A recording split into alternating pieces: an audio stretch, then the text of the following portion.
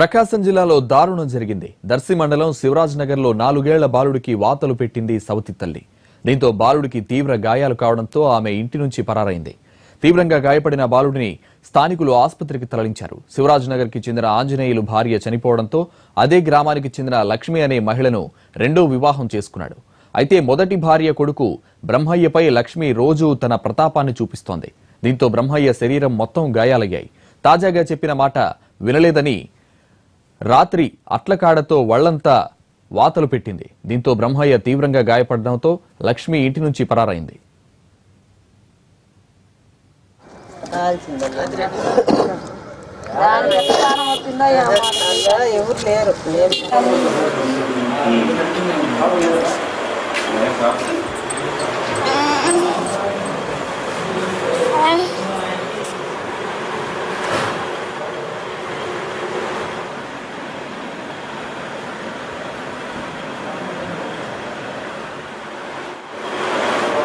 ఒంగోలులో సవతి తల్లి కిరాతకంపై మరింత సమాచారాన్ని మా ప్రతినిధి వెంకట్రావు అందిస్తారు. వెంకట్రావు, అసలు చిన్న పిల్లాడికి వాతలు ఎలా పెట్టింది? ప్రస్తుతం పిల్లాడి పరిస్థితి ఎలా ఉంది? సతీష్, ప్రకాశం జిల్లాలో సవతి తల్లి వేధింపులకు 4 ఏళ్ల బాలుడు తీవ్ర గాయాల పాలయ్యాడు.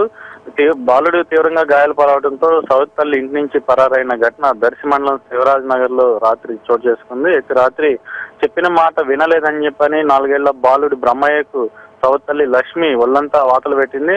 గతంలో కూడా ఏడాది క్రితం బ్రహ్మయ్య తండ్రికి భార్య చనిపోవడంతో లక్ష్మిని రెండో వివాహం చేసుకున్నాడు. రెండో వివాహం చేసుకున్న తర్వాత నుంచి కూడా అడ్డుగా ఉన్నాడని చెప్పని తన సంసారానికి బ్రహ్మయ్య మీద వేధింపులు కొనసాగిస్తానే ఉంది. ఈ నేపథ్యంలో నిత్యం రోజు వాతలు పెట్టడం, చేతికి వచ్చిన కర్ర తీసుకొని ఒళ్ళంతా హోనం చేయడం జరుగుతూ ఉంది. అయితే ఈ నేపథ్యంలో రాత్రి చెప్పిన మాట వినలేదని చెప్పని లక్ష్మి శివాలెత్తిపోయింది. ఒళ్ళంతా కాల్చిన అట్లకాడుతోటి ఒళ్ళంతా వాతలు పెట్టింది.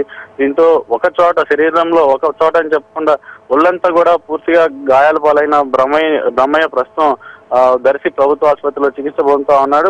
బ్రహ్మయ్యకు తీవ్ర గాయాలవడంతో నిన్న రాత్రే లక్ష్మి ఇంటి నుంచి పరారైంది. అయితే బాలుడిని స్థానికులు చూసి ఒళ్ళంతా గాయాల పాలైన బాలుడిని స్థానికులే ప్రభుత్వ ఆసుపత్రికి తరలించి ప్రస్తుతం చికిత్స చేస్తున్నారు. ఈ ఘటన మీద చైల్డ్ లైన్ సిబ్బంది ఫిర్యాదు తోటి పోలీసులు కూడా లక్ష్మి కోసం గాలింపు చర్యలు చేపట్టారు. సతీష్. వెంకట్రావు.